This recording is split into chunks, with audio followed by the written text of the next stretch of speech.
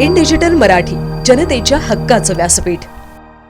राजकारणात सत्ताबदल होत राहतात, मात्र जनतेचा विश्वास काही नेत्यांवर कायम असतो.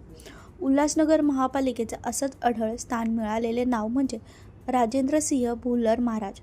शिवसेनेच्या तिकिटावर त्यांनी 7व्यांदा नगरसेवक म्हणून दणदणीत विजय मिळवत विजयाची परंपरा कायम ठेवली आहे. विशेष म्हणजे त्यांच्या पत्नी चरणजीत कौर भुल्लर यांनी 3ऱ्यांदा विजय मिळवत हॅट्रिक साधली.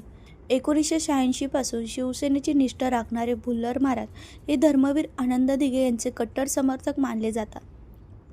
1992 साली आनंद दिघे यांच्या नेतृत्वाखाली त्यांनी पहिली निवडणूक जिंकली आणि तेव्हापासून त्यांचा विजयाचा प्रवास अखंड सुरू आहे.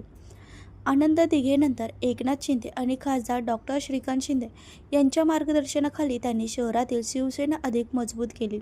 माजी आमदार पप्पू कालानी यांच्या वर्चस्वाच्या काळातही थेट आव्हान देत विजय मिळवणारे भुल्लर महाराज आजही पराभूत न होणारे नेतृत्व ठरले आहेत.